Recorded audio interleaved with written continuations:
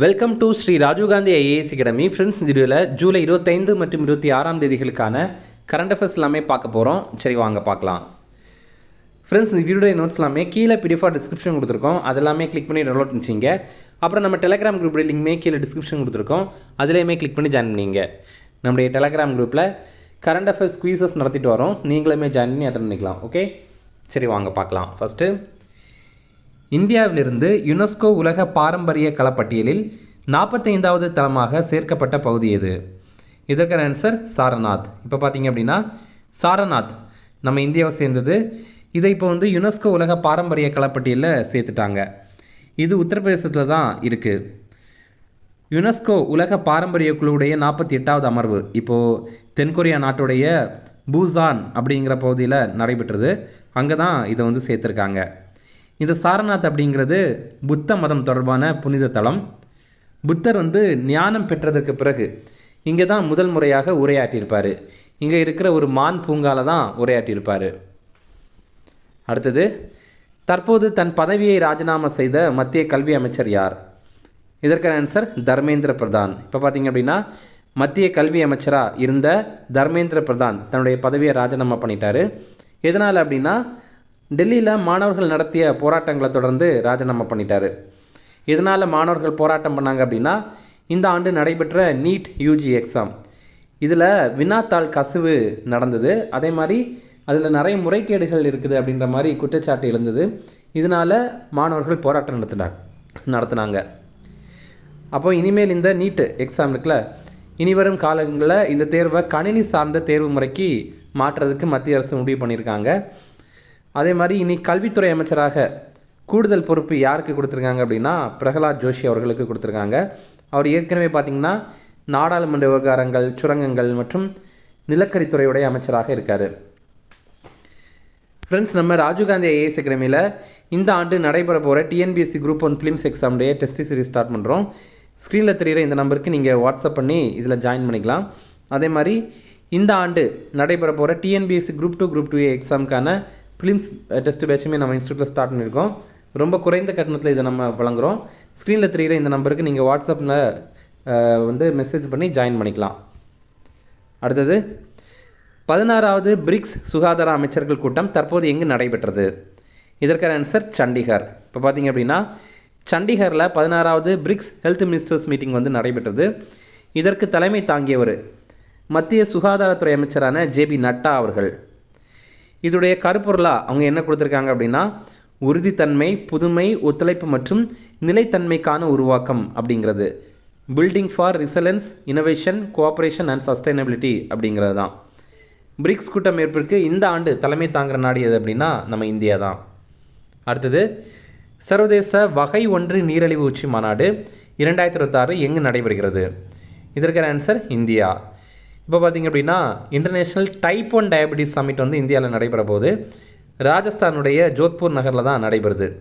இது ஜூலை 30ஆம் தேதி ஆரம்பித்து ஆகஸ்ட் 1ஆம் தேதி வரைக்கும் இந்த ஆண்டு நடைபெறுது.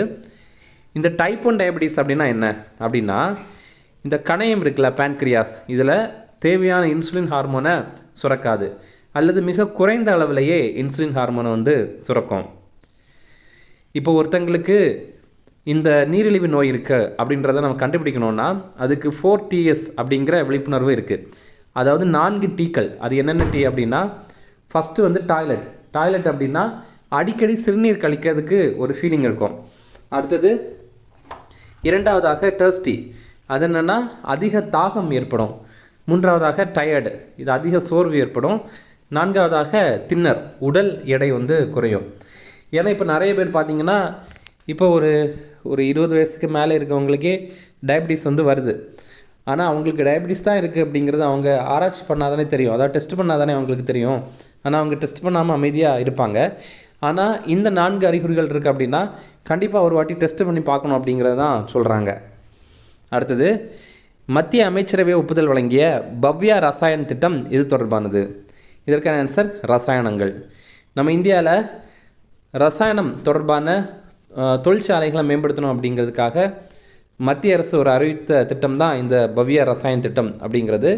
இதில் பவ்யா அப்படிங்கிறது பாரத் அத்யோகிக் விகாஸ் யோஜனா ரசாயன் அப்படிங்கிறது தான். தமிழில் பாரத் தொழில் வளர்ச்சி திட்டம் ரசாயனம் அப்படிங்கிறது.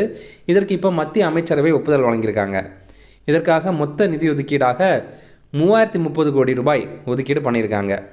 இந்த திட்டம் வந்து 2026-27 நிதியாண்டிலிருந்து 2030-31 இந்த காலகட்டம் வரையிலானது. இதன் அடிப்படையில் இந்தியாவில் 3 பிரத்யேக ரசாயன பூங்காக்கள் வந்து அமைப்பாங்க. அதாவது ஐடி பார்க் மாதிரி கெமிக்கல் தொடர்பான பார்க் வந்து அமைப்பாங்க. இதில் மத்திய அரசு ஒரு பூங்காவுக்கு அதிகபட்சமாக ரூபாய் 1000 கோடி வரைக்கும் நிதியுதவி வழங்குவாங்க. அதே மாதிரி ஒவ்வொரு பூங்காவிற்கும் குறைந்தபட்சம் 2000 ஏக்கர் தொடர்ச்சியான நிலம் தேவை. இப்போ ஒரு மாநில அரசு, இப்போ தமிழ்நாடுன்னு வச்சிங்களேன், நம்மக்கிட்ட வந்து இந்த ரசாயன் பூங்கா அமைக்கிறதுக்காக தொடர்ச்சியாக 2000 ஏக்கர் நிலம் இருக்குது அப்படின்னு வச்சிங்களேன்.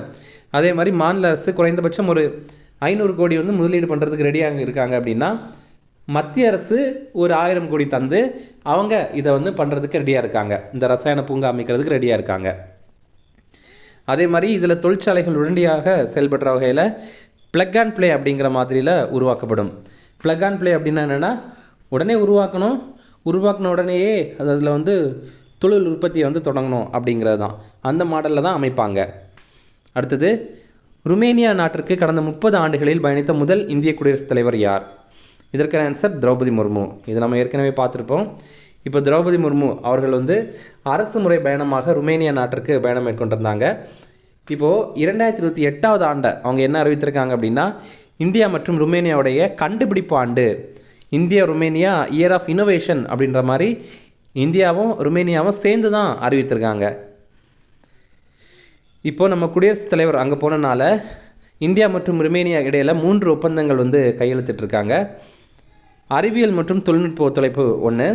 அடுத்தது, புக்கரெஸ்ட் பல்கலைக்கழகத்தில் இந்தியவியல் இருக்கை ஒன்று நிறுவுவதற்கான ஒரு புரிந்துணர்வு ஒப்பந்தம் வந்து போட்டிருக்காங்க. இந்தியவியல் இருக்கை அப்படின்னா நம்ம இந்தியாவுடைய ஆரிஜின், அதாவது இந்தியா எப்படி உருவாச்சு, அதே மாதிரி இந்தியாவில் மொழிகள் எல்லாம் எப்படி இருக்குது, இந்த மாதிரி இந்தியா சம்மந்தமான படிப்புகளை அங்கே ஆய்வு பண்ணுறதுக்கான ஒரு இருக்கையை வந்து அங்கே இருக்கிற பல்கலைக்கழகத்தில் வந்து நிறுவுகிறாங்க. அதற்கான ஒப்பந்தமும் போட்டிருக்காங்க. அதே மாதிரி இந்த புக்கரெஸ்ட் பல்கலைக்கழகம் திரௌபதி முர்மு அவர்களுக்கு டாக்டர் பட்டம் கொடுத்துருக்காங்க, முனைவர் பட்டம் வந்து வழங்கியிருக்காங்க. இதில் வந்து அவங்க படித்து பெற்ற முனைவர் பட்டம் இது கிடையாது, இது ஒரு கௌரவ டாக்டர் பட்டம். அதே மாதிரி அடுத்த 3 ஆண்டுகளில் இந்தியா மற்றும் ருமேனியா இடையேயான இருதரப்பு வர்த்தகத்தை 2 மடங்காக உயர்த்தணும் அப்படின்னும் இலக்கு வச்சுருக்காங்க. அடுத்தது, எக்ஸ்ட்ரா லைட் நவ் மற்றும் சோட்டு எல்பிஜி சிலிண்டர்களின் சேவையை அறிமுகம் செய்த நிறுவனம் எது?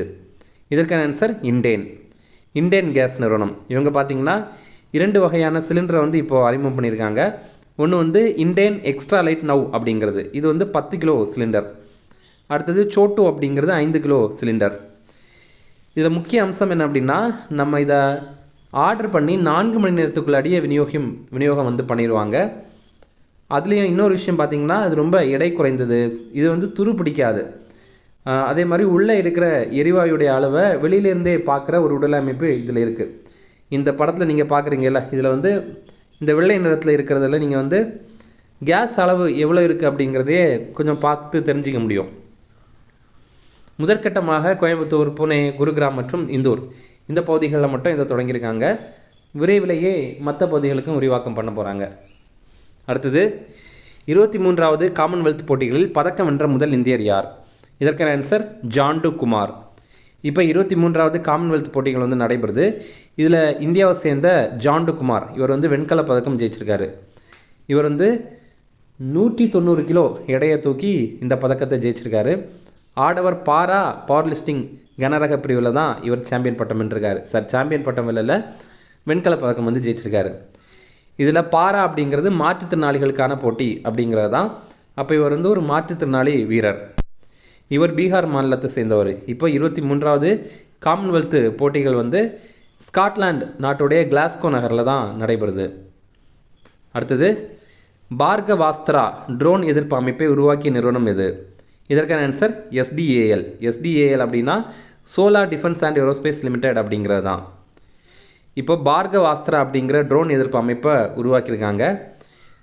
இதில் எதற்காக அப்படின்னா, ஒரு ட்ரோன் வருதுன்னா அதை கண்டுபிடிச்சு போய் அழிக்கிறதுக்காக தான்.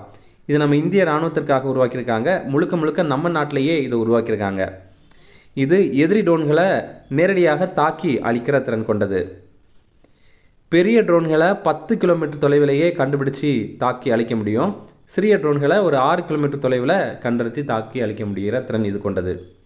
அடுத்தது, தற்போது பதவி நீக்கம் செய்யப்பட்ட சர்வதேச குற்றவியல் நீதிமன்றத்தின் தலைமை வழக்கறிஞர் யார்? இதற்கான ஆன்சர் கரீம் கான். இப்போ பார்த்தீங்கன்னா இன்டர்நேஷ்னல் கிரிமினல் கோர்ட் இதோடைய தலைமையகம் வந்து நெதர்லாந்து நாட்டுடைய த ஹேக் அப்படிங்கிற நகரில் தான் இருக்குது. இங்கே தலைமை வழக்கறிஞராக கரீம் கான் அப்படிங்கிறவர் இருந்தார். இவரை இப்போ பதவி நீக்கம் பண்ணிட்டாங்க. என்னென்னா பாலியல் குற்றச்சாட்டுகள் காரணமாக தான் இவரை பதவியிலேருந்து நீக்கம் பண்ணிட்டாங்க. தன்னுடன் பணியாற்றிய பெண் உதவியாளருக்கு இவர் பாலியல் தொல்லை கொடுத்துருக்காரு. அதே மாதிரி இதை பற்றி எங்கேயுமே கம்ப்ளைண்ட் பண்ணக்கூடாது அப்படின்னு மிரட்டவும் செஞ்சுருக்காரு. இந்த நீதிமன்றத்தில், அதாவது சர்வதேச குற்றவியல் நீதிமன்றம் இருக்குல்ல, இதில் தலைமை வழக்கறிஞர் ஒருத்தரை பதவி நீக்கம் செய்கிறது இதுதான் முதல் முறை. அடுத்தது, பொது தேர்வுகள் முறைகேடுகள் தடுப்பு சட்டம் என்ற ஆண்டு இயற்றப்பட்டது? இதற்கான answer 2024. Public examination prevention of unfair means act 2024 அப்படிங்கிற சட்டம். இதில் ஒருத்தங்க கவர்மெண்ட் எக்ஸாமில் தேர்வுகளில் முறைகேடுகளில் ஈடுபடுறாங்க அப்படின்னா அவங்களுக்கு ரூபாய் 1 கோடி வரைக்கும் அபராதம் போடுவாங்க. அதே மாதிரி சிறை தண்டனையும் வழங்குவாங்க. இப்போ இது என்னதான் நடைமுறையில் இருந்தாலும் மெயினாக இந்த வினாத்தாள் கசிவு ஏற்படுதில்ல, இந்த மாதிரி பேப்பர் லீக் ஆகுதில்ல, அதை தடுக்கிறதுக்காக ஒரு மசோதாவை அறிமுகம் பண்ண போகிறாங்க. அதற்கு மத்திய அமைச்சரவை ஒப்புதல் வழங்கியிருக்காங்க. அது என்ன மசோதா அப்படின்னா வினாத்தாள் கசிவு தடுப்பு மசோதா அப்படிங்கிறது தான். இதோடைய நோக்கம் என்னென்னா அரசு மற்றும் பொது தேர்வுகளில் வினாத்தாள் கசிவு மற்றும் முறைகேடுகளை தடுக்கணும் அப்படிங்கிறது தான். இதன் அடிப்படையில் இந்த மாதிரி பேப்பர் லீக் ஆகிடுச்சு அப்படின்னா அதை விசாரிக்கிறதுக்காக விரைவு நீதிமன்றங்கள், ஃபாஸ்ட் ட்ராக் கோர்ட்ஸ் எல்லாமே அமைக்க போகிறாங்க. அடுத்தது, உலக செஸ் கூட்டமைப்பின் இடைக்கால தலைவராக நியமனம் செய்யப்பட்டவர் யார்? இதற்கான ஆன்சர் விஸ்வநாதன் ஆனந்த். இப்போ பார்த்தீங்கன்னா ஃபிடே அமைப்பு தான் உலக செஸ் கூட்டமைப்பு. இதுதான் உலக அளவில் செஸ் விளையாட்டை நிர்வகிக்கிற அமைப்பு. இதை அமைப்புடைய தலைவராக அர்காடி டோர்கோவிச் அப்படிங்கிறவர் இருந்தார். அவர் பதவியிலேருந்து தற்காலிகமாக விலகியிருக்காரு. அதனால் இப்போது அந்த பதவியில் தற்காலிகமாக விஸ்வநாதன் ஆனந்த் இருக்கார். இவரை பற்றி பார்த்திங்கன்னா இவர் 5 முறை உலக சாம்பியன் பட்டம் வென்றவர். 1988 ஆண்டு இந்தியாவுடைய முதல் செஸ் கிராண்ட் மாஸ்டர் ஆனவர் இவர் தான். அடுத்தது 2022 ஆண்டிலிருந்து ஃபிடே அமைப்புடைய துணைத் தலைவராக இவர் இருக்கார். ஃபிடே அமைப்பை பற்றி பார்த்திங்கன்னா ஃபிடே 1924 தொடங்கியிருந்தாங்க. இதோடைய தலைமையகம் சுவிட்சர்லாந்து நாட்டுடைய லோசே நகரில் இருக்குது. அடுத்தது, இந்தியாவிலிருந்து இறக்குமதி செய்யப்படுற சில பொருட்கள் மீது அமெரிக்கா ஒரு 10% கூடுதல் சுங்க வரி அறிவித்திருக்காங்க. எதனால் அப்படின்னா நம்ம இந்தியாவில் சில இடங்களில் கட்டாய பணி பண்ணுறாங்க, அதே மாதிரி கட்டாய உழைப்பு பயன்படுத்தப்படுது அப்படிங்கிற மாதிரி சொல்கிறாங்க. அப்படின்னா என்னென்னா இந்த கொத்தடிமை மாதிரிப்பட்ட ஒரு சிஸ்டம் இன்னும் இந்தியாவில் இருக்குது. அதுக்கு நாங்கள் எதிர்ப்பு தெரிவிக்கிறோம். அதனால தான் நாங்கள் இந்த மாதிரி கூடுதல் வரி போடுறோம் அப்படின்ற மாதிரி அமெரிக்கா தரப்பில் சொல்கிறாங்க. அடுத்து முக்கிய தினங்கள் பார்க்கலாம். உலக மூழ்குதல் தடுப்பு தினம், இது ஜூலை 25ஆம் தேதி. இந்த ஆண்டுக்கான கருப்பொருள் சூழ்நிலையை மாற்றியமைக்க ஒன்றிணைவோம் அப்படிங்கிறது தான். Unite to turn the tide அப்படிங்கிறது தான். உலக அளவில் ஆண்டுதோறும் 2,36,000 பேர் நீரில் மூழ்கி இறக்குறாங்க. 2021 ஆண்டு ஐநா சபை இந்த தினத்தை அறிவித்து இப்போ நம்ம கடைபிடித்துட்ருக்கோம். அடுத்தது, கார்கில் போர் வெற்றி தினம், இது ஜூலை 26ஆம் தேதி. கார்கில் விஜய் திவாஸ்.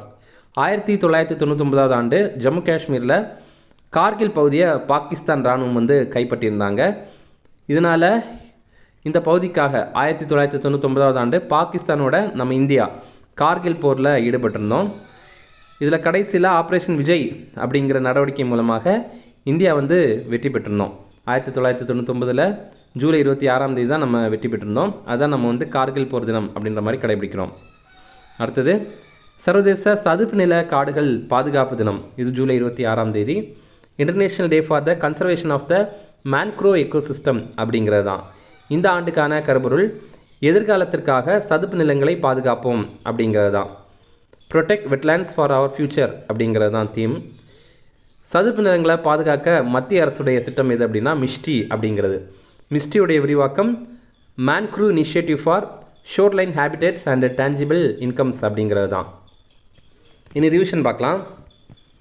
இந்தியாவிலிருந்து யுனெஸ்கோ உலக பாரம்பரிய களப்பட்டியலில் 45வது தளமாக சேர்க்கப்பட்ட பகுதி எது?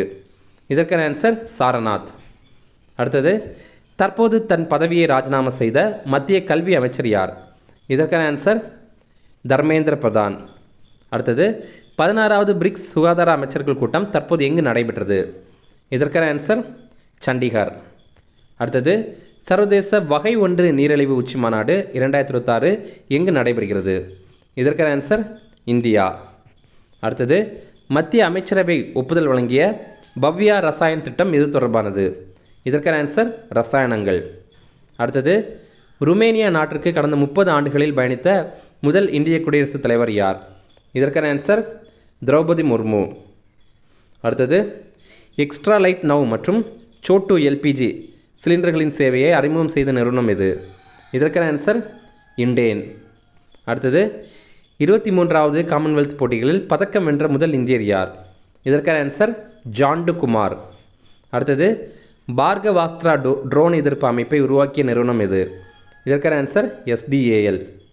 அடுத்தது, தற்போது பதவி நீக்கம் செய்யப்பட்ட சர்வதேச குற்றவியல் நீதிமன்றத்தின் தலைமை வழக்கறிஞர் யார்? இதற்கான ஆன்சர் கரீம் கான். அடுத்தது, பொது தேர்வுகள் முறைகேடுகள் தடுப்புச் சட்டம் எந்த ஆண்டு இயற்றப்பட்டது? இதற்கான ஆன்சர் 2024. அடுத்தது, உலக செஸ் கூட்டமைப்பின் இடைக்கால தலைவராக நியமனம் செய்யப்பட்டவர் யார்? இதற்கான ஆன்சர் விஸ்வநாதன் ஆனந்த். அவ்வளோதான் ஃப்ரெண்ட்ஸ். அப்புறம் போன வீடியோவில் நம்ம ஒரு ப்ரீவியஸ் இயர் கேள்வி கேட்டிருந்தோம், அதற்கான ஆன்சர் பார்க்கலாம். அனைத்து இந்திய முஸ்லீம் லீக் கட்சியை 1906வது ஆண்டில் நிறுவியவர் யார் அப்படிங்கிறது தான் கேள்வி. ஆன்சர் வந்து ஆப்ஷன் பி ஹுவாஜா சலிமுல்லா அப்படிங்கிறது தான். இன்றைக்கான கேள்வி, அகில இந்திய முஸ்லீம் லீக் பாகிஸ்தான் தீர்மானத்தை லாகூர் மாநாட்டில் எப்போது நிறைவேற்றியது அப்படிங்கிறது தான் கேள்வி. ஆப்ஷன் ஏ மார்ச் 5, 1933 அதுவா? ஆப்ஷன் பி ஆகஸ்ட் 5, 1933 அதுவா? ஆப்ஷன் சி மார்ச் 23, 1940 அதுவா? ஆப்ஷன் டி மார்ச் 22, 1941 அதுவா? இது உங்களுக்கு தெரியலை அப்படின்னா கூட நீங்கள் ஜஸ்ட்டு ட்ரை பண்ணுங்கள். அப்படின்னா தான் அடுத்த வீடியோவில் கரெக்டான ஆன்சர் பார்க்கும்போது நீங்கள் அட்டன் பண்ணது கரெக்டாக அப்படிங்கிற மாதிரி நீங்கள் அதை படிப்பீங்க. அதனால் கண்டிப்பாக ஜஸ்ட் நீங்கள் ட்ரை பண்ணுங்கள். ஓகே, அவ்வளோதான் ஃப்ரெண்ட்ஸ். இந்த வீடியோ பிடிச்சா கண்டிப்பாக லைக் பண்ணுங்கள். நம்மளே சேனலுக்கு சப்ஸ்கிரைப் பண்ணிச்சிங்க, உங்கள் நண்பர்களுக்குமே ஷேர் பண்ணுங்கள். கண்டிப்பாக இது அவங்களுக்கும் மேலே தான் இருக்கும். தேங்க்யூ.